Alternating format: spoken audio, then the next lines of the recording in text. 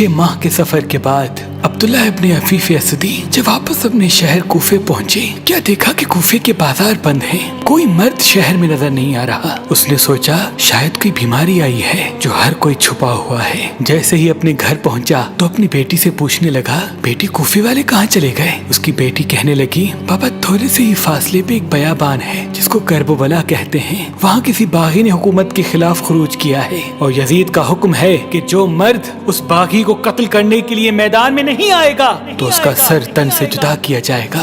بابا آپ بھی جلدی چلے جائیں، کہیں کوئی مخبری نہ کر دے۔ عبداللہ نے سوچا یہ کون باغی ہے جس کو مارنے کے لیے اس طرح سے لوگوں کو لے جایا جا رہا ہے۔ بالآخر وہ تلوار لے کے جیسے ہی گھر سے باہر نکلنے لگا تو اس کی بیٹی کہنے لگی، بابا جنگ میں مالی غنیمت ملتا ہے، دیکھیے گا اگر یمنی عقیق ملے تو میرے لیے لے کے آئیے گا۔ بس گھوڑے پہ بیٹھ کے عبداللہ کربلا کی طرف روانہ ہوا۔ عبداللہ کہتا ہے جیسے ہی میں کربلا پہنچا تو عصر کا وقت تھا، 10 محرم کا دن تھا۔ میں نے عجیب منظر دیکھا کہ ایک اکیلا شخص ہے جس کو چاروں طرف سے فوج نے گھیرے رکھا ہے، جو بوڑھا بھی ہے، جو پیاسا بھی لگتا ہے، جس کا عبابہ کھل کے اس کی گردن تک آ پہنچا ہے، جس کے جسم پر تیروں اور نیزوں کے زخم ہیں، لیکن کسی شخص میں اتنی ہمت نہیں کہ جو اس کے قریب جا کے اس سے لڑ سکے۔ عبداللہ کہتا ہے کہ میں دیکھوں کہ جہاں وہ شخص گھوڑے کا منہ کرے فوجیں بھاگتی ہوئی نظر آ رہی ہیں۔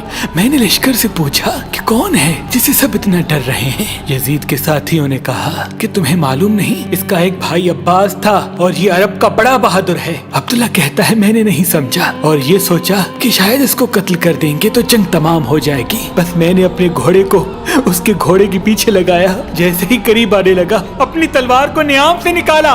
اتنے میں وہ شخص مڑ کے مجھ سے کہنے لگا، اے عبداللہ سلام ہو تم پر۔ اور پھر اس شخص نے اپنے ہاتھ سے ایک انگوٹھی اتاری اور کہا، جاؤ اپنی بیٹی کو میری طرف سے یہ یمنی عقیق دینا اور یہ بتانا کہ میں باغی نہیں بلکہ رسول اللہ کا نواسا ہوں، بی بی فاطمہ زہرا اور امام علی کا بیٹا ہوں۔ عبداللہ ہاتھ جوڑ کے کہتا ہے، اے میرے مولا مجھے معاف کیجیے گا، مجھے معلوم نہیں تھا، اب میں بھی آپ کے قدموں پہ قربان ہوں گا۔ امام حسین فرمانے لگے، اے عبداللہ جاؤ، چلے جاؤ، تمہاری ضرورت یہاں نہیں بلکہ کوفے میں ہے، کیونکہ چند دنوں بعد میری بہنیں بیٹیاں قید ہو کر کوفہ میں آئیں گی، ان کو چادر ہدیہ کر دینا۔ اے عبداللہ جاؤ، چلے جاؤ۔ سلام ہو رسول اللہ کے خاندان پر، سلام ہو امام حسین علیہ السلام کی عظمت پر، سلام ہو ان بیویوں پر جو اسلام کے لیے بے پردہ ہو کے کوفہ و شام کی بازاروں میں پھرتی رہی، کوفہ و شام کی بازاروں میں پھرتی رہی۔